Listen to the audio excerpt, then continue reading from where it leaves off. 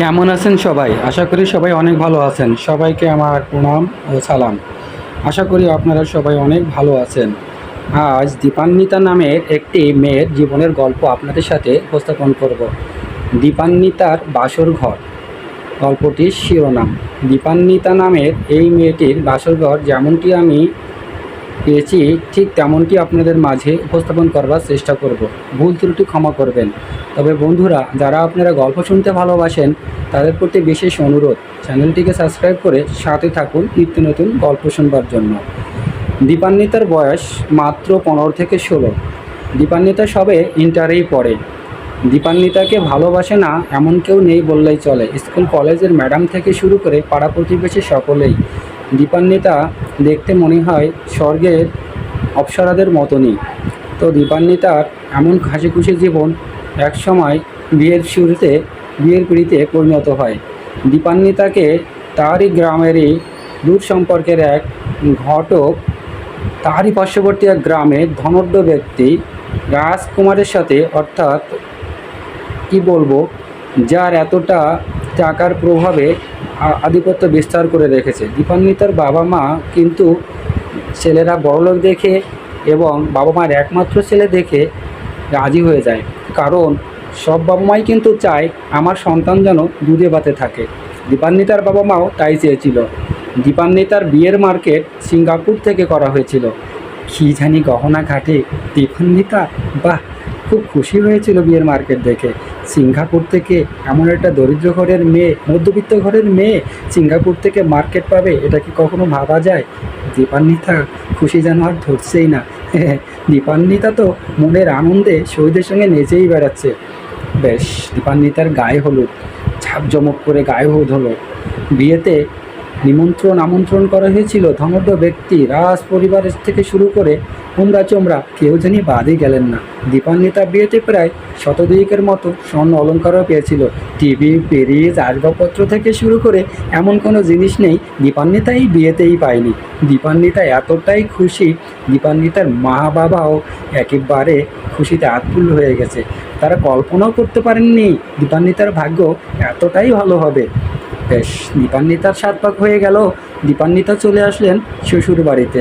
আজ দীপান্বিতার বাসর রাতটা সাজানো হয়েছে সেই শাহবাগের বড় বড় ফুল, বড় বড় মার্কেটের মালিদের কাছ থেকে অর্ডার করে নেওয়া হয়েছে। ফুলের বন্যা যেন বাড়িতে বয়ে গিয়েছে ছেলের বাড়িতে। গেট থেকে শুরু করে প্রত্যেকটা ঘরের অলি গোলায় দীপান্বিতার বাসর হবে দেখে ঘর সাজানো হয়েছে। বাড়িতে জাঁকজমকপূর্ণ গান বাদ্য থেকে শুরু করে দীপান্বিতার বাসর ঘরের আয়োজন চলছে। দীপান্বিতা হাসি খুশি মনে হয় পূর্ণিমার চাঁদ ঝরছে। তো বাসর রাতে দীপান্বিতা এবং তার স্বামী যখন প্রবেশ করে, বাহ, কিছুক্ষণের মধ্যেই দীপান্বিতার স্বামী দীপান্বিতাকে ওই বাসরে পেলেই পালিয়ে যায়। আরে কোথায় পালিয়ে গেল এত বড় ঘরের ছেলে? আরে এটা কি চোর নাকি যে পালিয়ে গেল? আরে আরে এটা কি চোর নাকি? দীপান্বিতা মনে মনে ভাবছে, আর দুষ্টুমিও করছে। হয়তো বা আমার সাথে দুষ্টুমি করছে, বাসর রাতে তো স্বামী স্ত্রী একটু খুনটুসি করেই থাকে। কিন্তু এটা যে আসলে বাস্তব। দীপান্বিতার স্বামী তার যে নেশা পড়ে আছে ওই মদের টোটে, মদের গ্লাসে। তো মদের গ্লাসে চুমুক না দিলে কি তার আর ভালো লাগে নাকি? চলে যায় মদের ডেরায়। কিছুক্ষণ পরে মদটা খেয়ে ভোর রাত্রে উন্মাদ মাতাল এসে ঘরে প্রবেশ করে। দীপান্বিতার চোখ তো বড় হয়ে যায়। হায় রে, এ কেমন জায়গায় আমার বিয়ে হলো?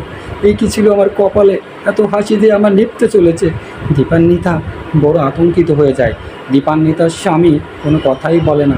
চুপ কর শালি, কথা বলে তার মতন সে শুয়ে পড়ে। দীপান্বিতাকে দিনের পর দিন খারাপভাবেতে অত্যাচার করতে থাকে। মদ থেকে শুরু করে এমন কোনো নেশা পানি নেই যে দীপান্বিতাকে খাওয়াতে না চায়। জোর করতে থাকে দীপান্বিতাকে মদ খাওয়ানোর জন্য।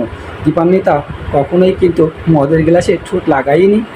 এভাবে দিনের পর দিন অত্যাচার দীপান্বিতার সাথে চলতেই থাকে। দীপান্বিতা দিনের পর দিন অত্যাচার সহ্য করতেই থাকে। মাকে কিছুই বলে না।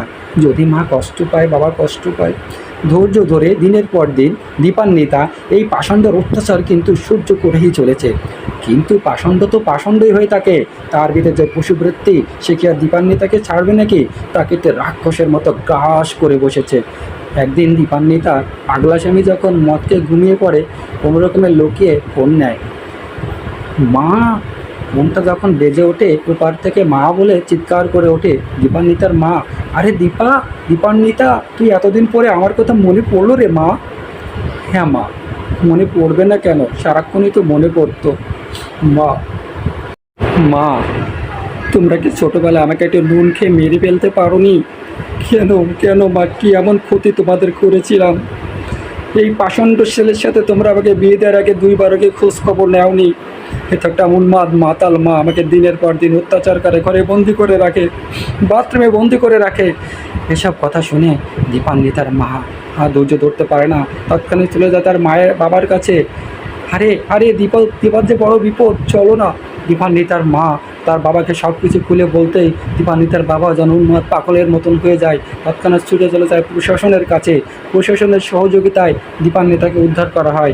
দীপান্বিতা সংবাদ সম্মেলন করে, বলে এমন একটা অত্যাচারী পাষণ্ড ছেলের সাথে আমার বাসরাতে সেই দুর্বিষহ জীবনের কথা বলে, কিন্তু তারা যে অনেক বড় লোক, প্রভাবশালী। দীপান্বিতার বাবা মাকে চাপ দেয়, বলে আরে তোদের মতন মানুষদের তো উড়িয়ে ফেলতে আমাদের সময়ই লাগে না, তোরা আমাদের সঙ্গে লড়তে এসেছিস। দীপান্বিতার কাকার সাথে কথা বলে সাংবাদিকরা, হ্যাঁ কাকা ঠিকই বলেছে, আমাদের ছেলে একটু নেশাপানি করে, আমরা চেষ্টা করছি তাকে পথে আনবার জন্য। তা বন্ধুরা, বাবা মারা তো আমরা দেখেন দীপান্বিতার এই যে সংসারটা ভেঙে যাওয়ার মূলে কিন্তু আমরা এখন কাকে দায়ী করব? প্রভাবশালী হলেই যে, ধনবান হলেই যে তারা ভালো হবে এমন কোনো কথাই নেই। আজকে যে দীপান্বিতা ক্ষতিগ্রস্ত হয়েছে, এই ক্ষতিপূরণ তাকে কে করে দেবে? সমাজে সে তো সবার কাছে ছোট হয়ে সারা জীবন তাকে কাটাতে হবে। তো গল্পটি যদি ভালো লাগে, ভালো কিছু লাইক কমেন্ট লিখবেন। আশা করি সবাই ভালো থাকুন, সুস্থ থাকুন, দেখা হবে আপনাদের সাথে নতুন ভিডিওতে।